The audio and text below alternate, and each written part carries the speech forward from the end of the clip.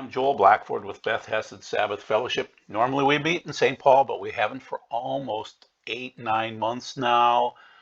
Um, I don't know when we'll meet again. It's frustrating, people, but the building is locked. There's not much we can do about it.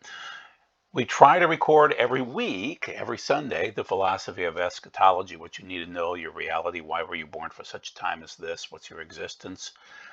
We try not to be disparate in our thinking. We're Beth Hesed Sabbath Fellowship, but I haven't recorded in a long time. Why? About a month ago, I did an interview with Rebecca Sterling off to the left-hand side there. And during the interview, I mentioned the players, and she mentioned the players, and we were talking back and forth, and everything was fine. And then I mentioned my choice for the Antichrist, who was a hockey player from the Czech Republic, and she started laughing. And she was right. I mean, my idea is kind of silly. It's based on flawed research from many years ago. And then I named another person, and she stopped the interview on the spot. Um, and it's because I probably guessed right. And it was so disturbing for me to guess that person because I don't want it to be that person, nor does she. And she has sworn that, well, not sworn, she's promised that she will not reveal who the Antichrist is. And so I probably know who he is now. And I'm not going to reveal it to through the video audience or anything like that. I have told a couple of my closest personal friends about this, but yeah, the stage is being set. We don't know the time. I don't think it's going to be this year, and I'll explain why in a moment, but we'll talk about Rebecca Sterling today too and the players. So this is from Prophecy News Network. They're citing that we're in the latter days, that people are realizing that the predictions are starting to make sense and that the Bible is making sense. And so what they're saying are the big signs are the rebirth of Israel as a nation, the convergence of all end time signs, cryptocurrencies, national digital currencies, blockchain technologies, global digital ID, and the mark of the beast connections, all of these things. It's more than that.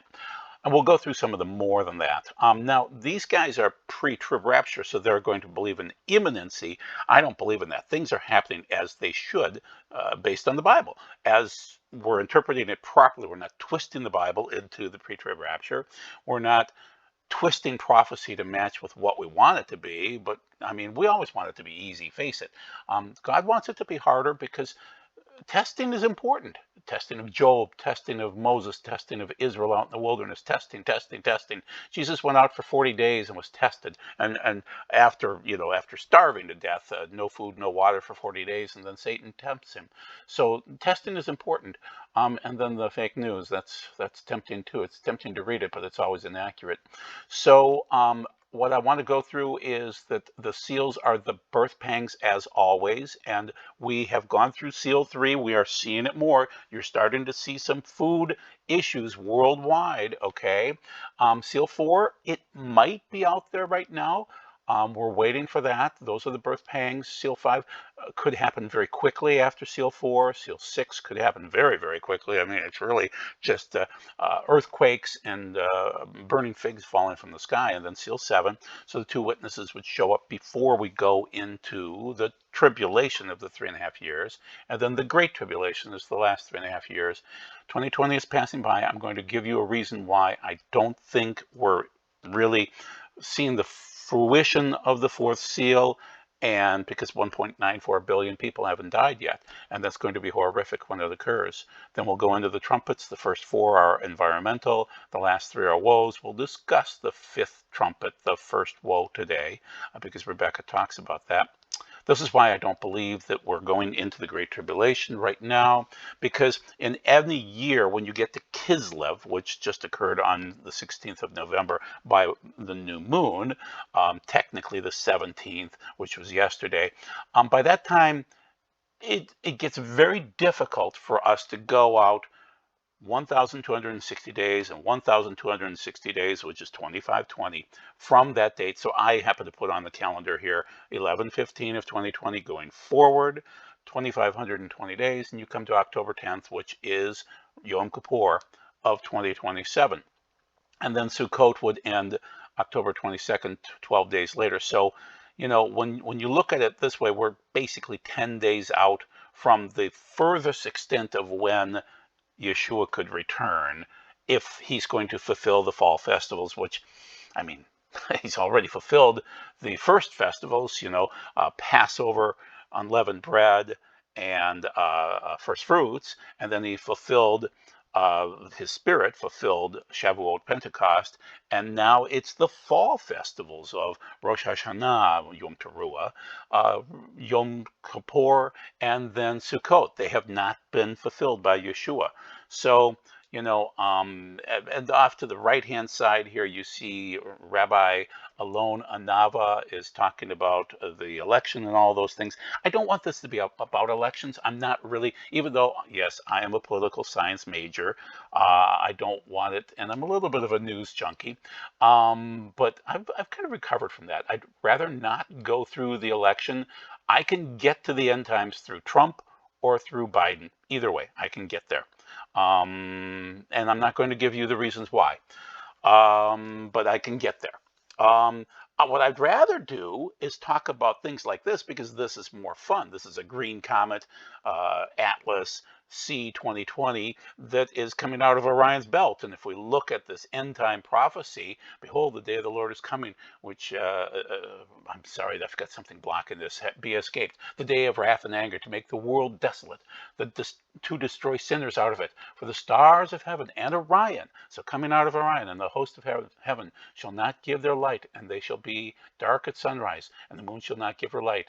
And I will command evils for the whole world, and I will visit their sins on the ungodly, and I will destroy their pride and transgressors, and I will bring low the pride of the haughty. And so everything's going to be shaken, all these foundations. The anger of the Lord will come, his wrath, and a man shall flee to his own land. For whoever shall be taken shall be overcome, and they are gathered together, shall fall by the sword, and they shall dash their children before their eyes, and they shall spoil their houses, and they shall take their wives. It's going to be horrific when it finally kicks off. This is from Isaiah 13:9. So Orion is listed there, and this comet is coming out of Orion, and it's green. But it's not going to hit us. Okay, so I don't really want to go through much of this, other than Alon Anava talks about that, well, this is natural news. So the bombshell, the election took place under Trump. Trump declared a national emergency, and so we'll see. I mean, once again, I can get to the end times through Biden or Trump. It doesn't matter who's elected. It's a different pathway, but obviously you can see that either one of them can make it bad. So once again, Alon Anava, here it is. I'm sorry that I broke it apart for you. Pointed out that there are skips, and these skips are Chokmah, which means wisdom in the English language, and that basically he's saying that Trump and Biden are puppets, and both will be fulfilling the will of God. So it doesn't matter. So his comment is, regardless of who wins, the outcome will be the same, because the Holy One, the blessed God, the Holy One, is driving the train. And I totally agree with that. So, but he's saying the system is being set up to bring the country into civil war, martial law, and the end of the U.S. Either way you look at it, it's going to bring the country down. Okay, now I'd rather follow Alon Anava. To be honest with you, he doesn't say that he believes in Yeshua, but he's more accurate than anybody else out there. The guys that I have been following have been Dana Coverstone. Well, Dana has done a horrible job. His prophecies have been very inaccurate, and I don't know what to make of that. He gets an F so far. The other guy that I've been following is Edward Umling. Change, change, change, chaos and pandemonium in the distance. No more empty. Smite the crops, poison the water, take down the electrical grid rather. Close the banks, change the currency, barter, close the highways. The hour is late. This is November 12th. The silver is melted in the midst of the furnace, so that you should be melted in its midst, when you shall know that I, the Lord, have poured out my fury upon you. That's Ezekiel 22:2. And shall I not visit them for these things, saith the Lord? Shall not my soul be avenged on such a nation as this? That's Jeremiah 9:9. These scriptures point to the nation of people that the Lord is about to take vengeance upon. The year 2020 is a year of transition. In this hour, at this time, there must be a call for repentance. For God commands all men everywhere to repent. The door of repentance is open, and God alone is the one who opens, and no one shall shut it. And when he shuts the door, no one will open it. The hour is very late. So Umling is the most interesting right now. Poor Dana. His dreams and visions are not matching up with reality. Everything is pushing back with him. So we're going to go through some of the players that Rebecca Sturlis talked about. I'm going to bring her up later on. But first, let's go through the beast, the Antichrist. He's better known as the beast from Revelation 13. He will eventually turn into an Ola offering. I believe that he is on the scene. I believe that I know who he is. Once again, I'm not going to tell you who I believe he is. The false prophet. Even Roman Catholic sources state that it is Pope Francis. He will eventually be burned, also a complete Ola offering too, and he is called a Therion in Revelation 13 also. Gog. Most people can see Barack Obama being Gog, that he is the insurrectionist extraordinaire. He would be buried in Israel. That is Ezekiel 39:11. And so he's earthborn. The other players that will be, these are all red, so they're all bad. The 12-foot tall king angel of the abyss, the Abuso, Abaddon. That's the fifth trumpet, the first woe.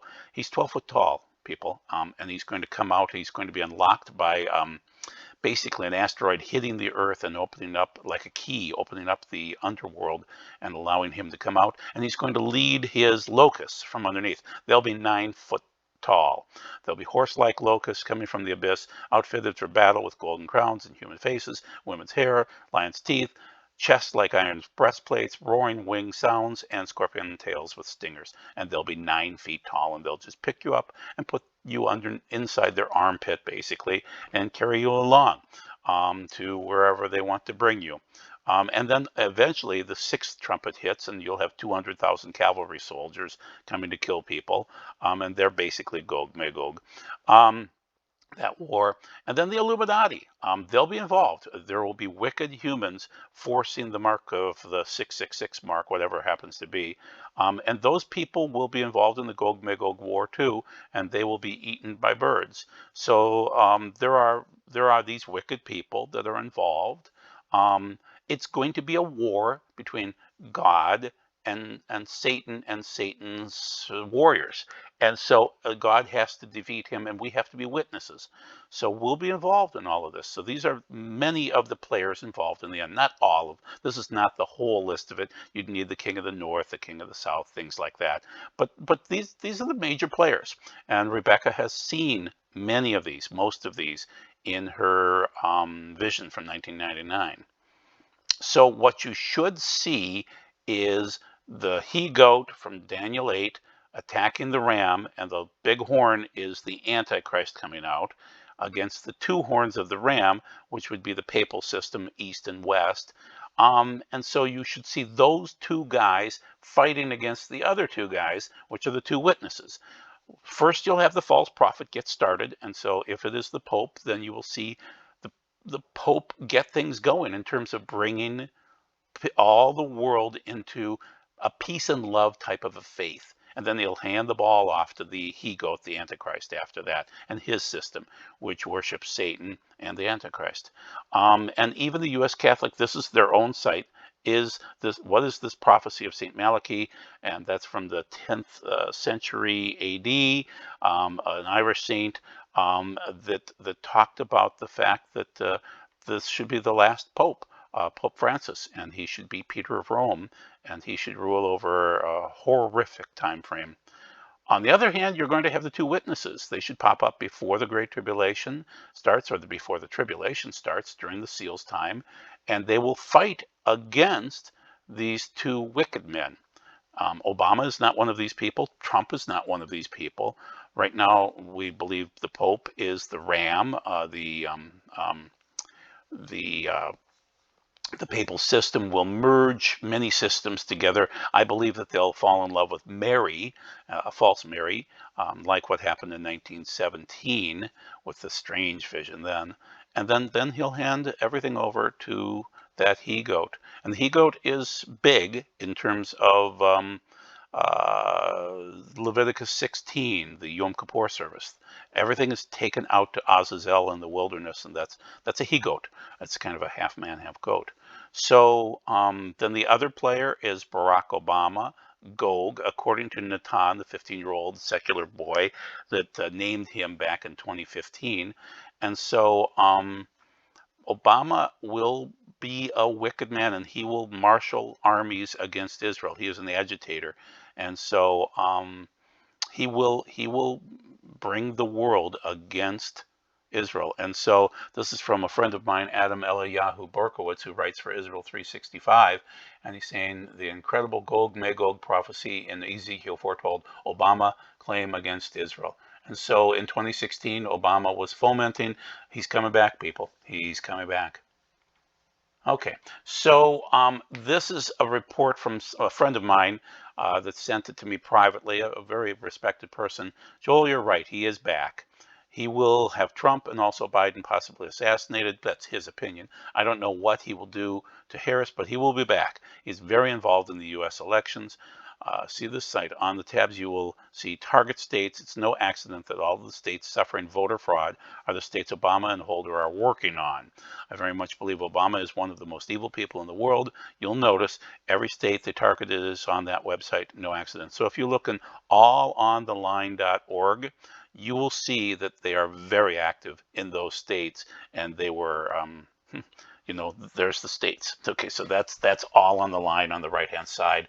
They were involved in Arizona, Colorado, Florida, Georgia, North Carolina, Ohio, Pennsylvania, Texas, Wisconsin. We have never seen a former president this active in circumventing the procedures, the election procedures, to be involved in sending the election towards Biden in this case. Now, Trump might still win. Biden might win. It doesn't matter. We can get to the end times either way. The other factor that you have to look at in terms of the fourth seal and other things that get us towards the end times is China wants to go to war. Other countries want to go to war too. Turkey is fomenting war left and right. The intriguing thing is that China is using, according to this report, laser weapons against Indian soldiers. We'll see if that's actually the case. And then China and others are trying to launch 6G satellites that'll basically either laser us, EMP us, or microwave us to death.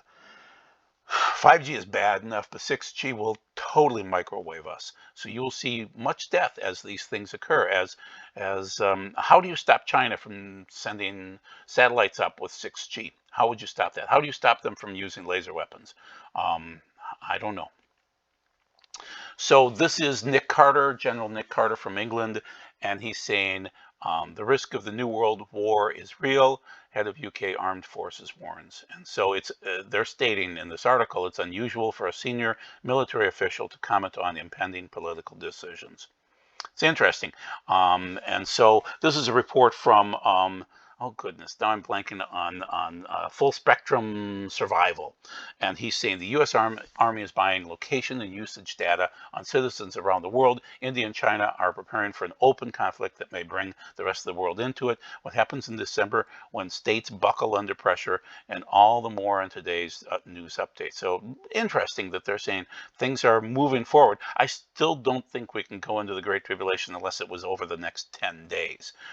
It just doesn't make sense. And then one more thing about Barack Obama. What he's trying to do is organize the states and really foment revolution. He was the president. He's coming back again, people. He undermines freedom, apologizes for freedom, lying to remove freedom, operating. Yeah, he loves his selfies. And so what he's trying to do is get us into FEMA camps, and that's the picture on the lower right-hand side. So it's all coming together. The other player, so Obama is Gog, Pope Francis, according to the Catholics, this is CNA again, Pope Francis calls for civil union law for same-sex couples in shift from Vatican stance. So he is going against 2,000 years of church belief that it's one man, one woman. Very interesting to see. And that's October 21st, 2020. Sadhu Sundar, whether you trust him or not, said Pope Francis is the false prophet of Revelation. The book Petrus Romanus from Chris Putnam and Tom Horn too, but Chris did all the research. You know, Tom's involved obviously, but Chris was the research guy, and he was a friend of mine before he died. And so if you want to read a book about why Pope Francis is the false prophet, that's a great book to pick up. And there's Illuminati behind it too. So what I want you to also look at, we're kind of doing a hodgepodge because this has been a month, and I want to throw a few little things at you. Up to 10 countries set for peace with Israel. And you're going to say, oh, that's a sign of the Antichrist. No, Trump is not the Antichrist, okay? It is a sign of it, but Trump is not the Antichrist. And it's none of the players that you would think of anyway. Oman's already in the deal. Saudi Arabia is going to come in pretty soon here. They're called Abraham Accords, which is very interesting. The United Arab Emirates and Bahrain are coming in potentially, maybe Jordan and Egypt too, although Jordan and Egypt are already in agreements, but they might make the agreements larger. I'll show you how when they say peace and safety, then sudden destruction comes upon them, as travail upon a woman with child, and they shall not escape. But don't be in the darkness, so that this should overtake you as a thief. Be of the light, people. And don't be drunken during the daytime, or even drunken at night. You know, be in the light, not in the darkness. So this is 1 Thessalonians 5:1-8. Just keep that in mind as you see peace and safety, the mantra of the left right now. And you see here, I'm going to give you my spin on this. This is Daniel 9:27, which is the famous section, Daniel 9:24-27, that talks about the end times. And so Givor is the first one. Va-ha-Givor, okay, Givir rather, then Brit, covenant, with many, la Ravim, too many, you could say, Ravim. So my opinion on this is he would strengthen the covenant, not confirm. I think that's a poor translation. He would strengthen the covenants, and he will strengthen the covenants with many powerfuls, people. That's Ravim, many great. And so you would find that that's the sign. And once again, it's not Trump. Trump is not the Antichrist. Who else is going to be on the land during the time on the earth when we go through the Great Tribulation? The 144,000 following the Lamb. So they're earthborn from Revelation 7 and chapter 14. The two witnesses will be here. I believe they're Moses and Eliyahu, or in the spirit of them. The Kedoshim, the Hagios, that's from Revelation 13. They pop up all over the place in Revelation, and they're earthborn people. They are the holy ones. They have to be here. There has to be holy people on the planet during that time frame. There will be angels and archangels. They will be involved with us during this time frame. You will see angelic manifestations. And then also the in-between ones. There's going to be a bunch of them based on their ontological existence. And so Rosh Hashanah, on that time, God inscribes everyone's name into one of three books. The righteous, so that would be the Hagios, the Kedoshim, the earthborn holy ones, okay? Go into the book of life. The evil go into the book of death, and the in-between have judgment suspended 10 more days to change their hearts and lives until Yom Kippur, when their fates are sealed. Well, that's going to happen during the Great Tribulation. They're going to have that time frame to make a decision. God's going to force people that are in between to determine if they're in one camp or the other. Now we move into Rebecca Sterling. So once again, you'll see down below, Skid Davidson, A Voice Crying in the Wilderness. You can hit that on YouTube and watch the videos. This is video 2 about characters, and she's talking about Barack Obama and his family. She calls him the mixed race man. He is a mixed man. His mother was quite strange, and his father was strange too. She deals with Pope Francis. She doesn't call him Pope Francis, but she shows him as a pope. She deals with the Antichrist, and she's seen all of these players. She had a 1999 vision where she saw him. She did not confirm to me who he was, but by her answer, I confirmed it. General Green and his family started to kick things off, and that was an Av 9, 2014 funeral. It's interesting, my dog died that day. You can see on the lower right-hand side, you could see Obama's family there.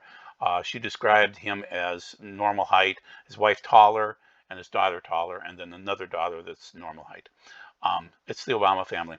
Then this is where it gets weird, people. This is 5, the stadium, her video there.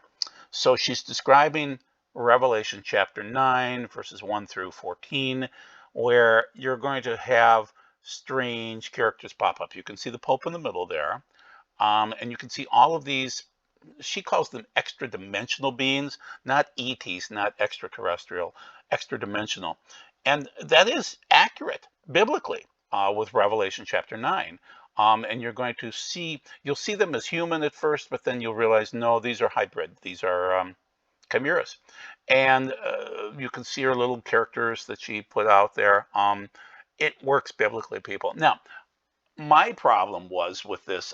I knew about this in 2014, 2015. I've known about it for many, many years. I interviewed her in 2015. Um, and I thought it was outlandish. I thought it was implausible. Uh, Up until even a few months ago, but then my research changed in about 2019, and I realized 2 people came to me about Revelation chapter 9 with a vision more of 9-foot tall and 12-foot tall creatures coming from underneath the earth up here. And so it matches with what Rebecca's talking about here. So just keep that in mind. It's going to be horrible. Well, she lists off all the big changes: avalanches, blizzards, cyclones, droughts, earthquakes, epidemics, extreme heat, extreme cold, floods, hailstorms, ice storms, landslides, impacts from space, sinkholes, solar flares, tornadoes, tsunamis, volcanoes, wildfires. Oh, that's fun. That's number 5. Her video there. I would heartily recommend that you go to Skid Davidson, A Voice Crying in the Wilderness, and watch these videos in sequence as much as possible. Then she talks about different people that try to survive through the Great Tribulation, these in-between people. These people are fleeing to the hills with, say, 20 people. They try to survive off the land for 4 years. They share survival resources, and they seem to survive. So they flee, and that seems to be the most sensible way to do it. Now, everything behind her shows last Jubilee, 1967, 2017. She's basically saying in her vision of 1999, she truly thought things were going to kick off in 2017. I agree. I really thought things were going to kick off in 2017. They didn't. Then this is the other family. This is a sad story. Now, they find Jesus. They find a relationship with Jesus, and they didn't have that when they moved there. But these were people that lived probably closer to Atlanta. They moved up closer to Chicago. Chicago is the home of Obama and his family. So it's a story of 2 different families. The Obama family, the powerful people in the world, from Chicago, and then this family just south of Chicago trying to survive in a basement where they paid their bills 4 years in advance. They waited to die in their basement. They lived just south of Chicago in Indiana. This family slowly finds Jesus. So Rebecca mentions you can fight, you'll die. It'll be horrific. You can flee, that's good. You can fortress like these people in a basement for 4, 5, 6 years and prepay all of your bills, your heat, your lights, your everything like that. And then you have to be quiet as church mice there. Or you can also have faith and just get through no matter what. That's the most intriguing thing. She says, fight, flee, fortress, faith. And those are the videos. There's many more videos. These are the highlights of the videos. So once again, I would recommend that you watch them. Okay, this is a dream that's mentioned from Steve Quayle from January 6th of 2019, Jerry Golden. He's describing the smell was so bad. And Rebecca basically said the same thing. There's going to be massive amounts of death. It smelled like death everywhere. People were crying and fighting against each other, gunshots. You're going to see anarchy, chaos in the world. Dirty faces on people. People were hungry gangs of men and women walking down the street, carrying guns and knives, shouting threats. This man, Jerry Gold, describes it as an EMP. Rebecca Sterling kind of described it as an EMP too, although she wasn't sure exactly. Neither one is exactly sure, but it was something like that, okay? That's why I wanted to show you the China-India direct weapons being used right now. The strong smell of death again, possibly during the winter time, cold and hungry, people being killed by others. It's going to be anarchy.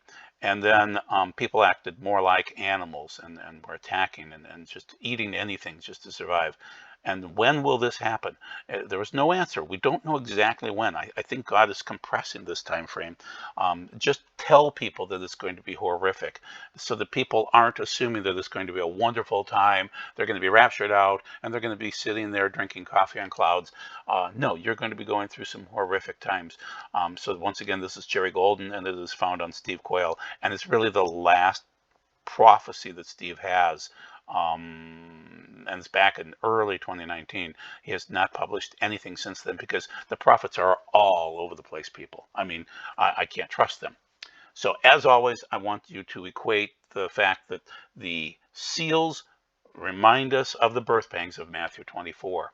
And that it's interesting that there's 7,777,000,000 people alive right now, and all the signs are there. They're going on right now: battles, wars, drought, pestilence, earthquakes. These things are all happening. Those are the seals, and we've already gone through seal 3, people. We're waiting for seal 4, which is 4 different types of death, causing 1.94444 billion deaths. And we're moving along towards those things. Ramphea, supernatural sword type of a death, which is just people dying. Limo, which would be drought. Thanatos, which is death. And then Therion, the last one, which would be probably something like COVID-19 or another type of a disease hitting us. Then after that, seal 5 is martyrdom. Seal 6 is burning figs falling from the sky and an earthquake. And so what are we supposed to do? We're supposed to have faith during this time. This happens to be from Exodus 17, where Moses holds his hands up, and that's the first reference to faith. And so Moses is talking to Yehoshua, choose men, go out and fight against Amalek. This Amalek spirit, this Nazi horrible spirit, these giants are going to come and attack us, and we have to fight, and we need faith to be able to get through it. So what you really want to do is fight and wear the clean garments. It's going to be a wedding, people, so you want to get your clean garments. And that's by doing the things that God tells you to do, whether you think it's easy or not. That's how you get your clean garments. So that's the end of this video. I'm glad that we had this time together. And now you know some of the players and what's going on and what to expect. And hopefully you'll have some time to watch the Rebecca Sterling videos. Thank you. God bless. Bye-bye.